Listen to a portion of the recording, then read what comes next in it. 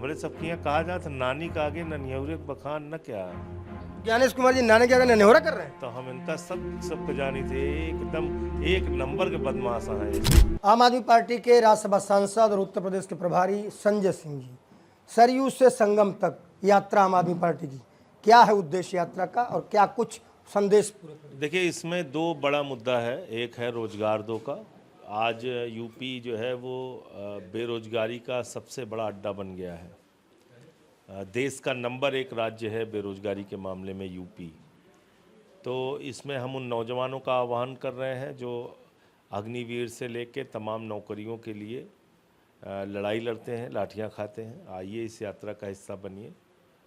वो लोग जो अपनी नौकरियों को नियमित करने की लड़ाई लड़ रहे हैं, वो चाहे शिक्षा मित्र हों, आंगनबाड़ी हों, आशा बहुएं हों, उनका भी हम आह्वान कर रहे हैं। और साथ ही साथ कृषि क्षेत्र में जो बेरोजगारी है, जो सूक्ष्म उद्योग, लघु उद्योग, कुटीर उद्योग के धंधे बंद हुए हैं, बुनकर समाज के लोग हैं, उनको आह्वान करते हैं कि आप आइए इस यात्रा का हिस्सा बनिए। और दूसरा विषय है सामाजिक न्याय।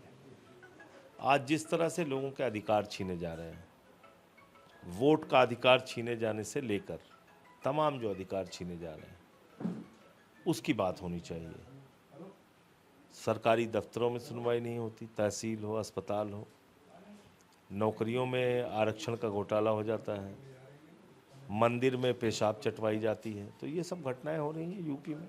ठीक है, आपने कहा बेरोजगारी, देश में सबसे बड़ा राज्य उत्तर प्रदेश है, रोजगार भी सबसे ज़्यादा लोगों को यहीं मिले, तो बेरोजगारी भी सबसे ज़्यादा यहीं होगी। दूसरी चीज़ आपने कहा कि यहाँ पर सामाजिक, ऐसे बात मत कीजिए। आप प्रतिशत देखिए, बेरोजगारों का प्रतिशत दूसरे राज्यों में क्या है और उत्तर प्रदेश में क्या है, मैं उससे हिसाब से बोल रहा हूँ। मैं ये नहीं कह रहा हूँ कि यूपी की आबादी बड़ी है इसलिए आपको नंबर यहाँ पे बड़े दिखेंगे, ऐसा नहीं है। बेरोजगारी का प्रतिशत क्या है उत्तर प्रदेश में, वो नंबर 1 पे है। मैं इसकी बात कर रहा हूँ। ठीक बात है। आपकी यात्रा में ही दो मुद्दे और है, किसानों का मुद्दा और उसके बाद में दूसरा मुद्दा सामाजिक न्याय का आपने बोला। कृषि मंत्री कहते हैं सबसे ज्यादा किसान सम्मान निधि उत्तर प्रदेश में मिलती है और उत्तर प्रदेश सरकार जनजातीय सम्मेलन कर चुकी है, अब जनजातीय महोत्सव करने जा रही है। भैया, फसल का दोगुना दाम कब दोगे? 2014 से चिल्ला रहे हो तुम लोग, दिया फसल का दोगुना दाम? किसान की आमदनी बढ़ाई आपने? एक खाद की बोरी के लिए लाइन में लग के किसान मर जाता है। यूपी की घटना है। चलिए मैं दिखाता हूँ। आइए बुंदेलखंड के क्षेत्र में क्या हालत है, आइए पूर्वांचल में, तराई के क्षेत्रों में जाइए, पता चल जाएगा।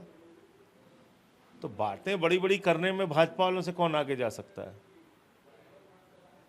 गन्ने का दाम नहीं मिलता, किसान को लाठी मिलती है। तो बड़ी बड़ी डींग हाँकने में लोग नंबर 1। सीएम योगी कह रहे हैं भाषा और जाति के नाम पर बांटने की कोशिश हो रही है, अब कोई और जिन्ना देश में पैदा ना हो, देख लेना।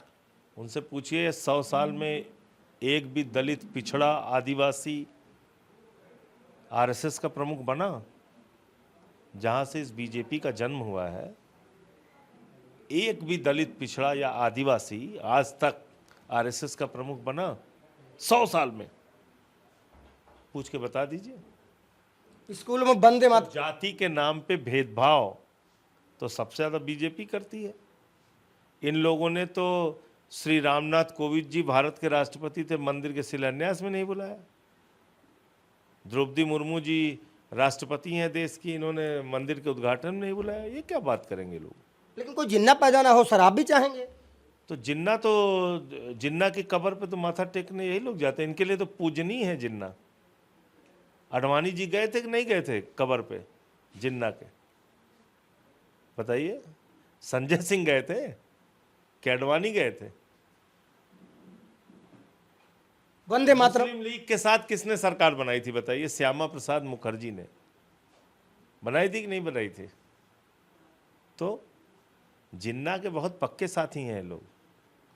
स्कूलों में वंदे मातरम का गायन अब अनिवार्य होगा और सरदार पटेल के नाम पर यूनिटी मार्च निकल रहा पूरे प्रदेश। और उसी के साथ साथ सारे शिक्षा मित्रों को नियमित कर दिया जाएगा। उत्तर प्रदेश में बिजली कटौती बंद हो जाएगी, गन्ना किसानों का भुगतान हो जाएगा, मिड डे मील में अच्छा खाना मिलेगा बच्चों को। जितने सरकारी स्कूल बंद हुए हैं, सारे सरकारी स्कूल खोल दिए जाएंगे जिस दिन से यूपी में वंदे मातरम गाना शुरू होगा। आप भी तैयार हैं सर गाने के लिए? बहुत सुरीली आवाज में तैयार करके गाऊंगा योगी जी के सामने। लेकिन वो पहले इन मुद्दों पे बात करें। मोदी के सामने भी गा दूंगा मैं, मेरा गला भी बहुत अच्छा है।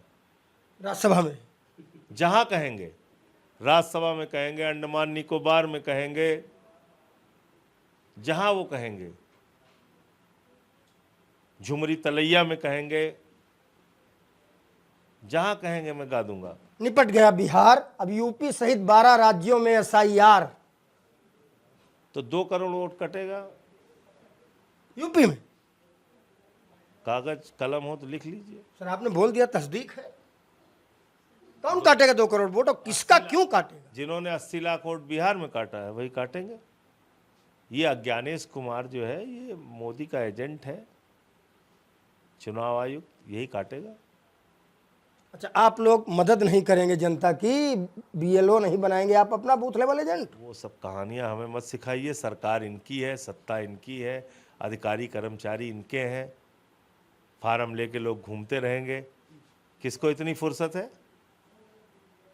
फार्म लेके लोग घूमते रहेंगे, उनको कोई दफ्तर में घुसने तक नहीं देगा। देखा नहीं आपने बिहार में कैसे दस्तखत कर रहे थे बैठ के, सब खुद ही दस्तखत करके फार्म जमा कर रहे थे। हमारे सबके यहाँ कहा जाता, नानी का आगे न निहुरे बखान न क्या। ज्ञानेश कुमार जी नाने के आगे नेहोरा कर रहे हैं। तो हम इनका सब जानी थे, एकदम एक नंबर के बदमाश हैं ये सब। उत्तर प्रदेश के सुल्तानपुर से संबंध है संजय सिंह जी का, बोल लेते हैं ये भाषा भी हो क्योंकि उनकी मातृभाषा है, अच्छा लगता है। बड़े सवालों के कड़े जवाब दे डाले उन्होंने। बाकी आप तय कर लो, जनता आप हो। नमस्कार।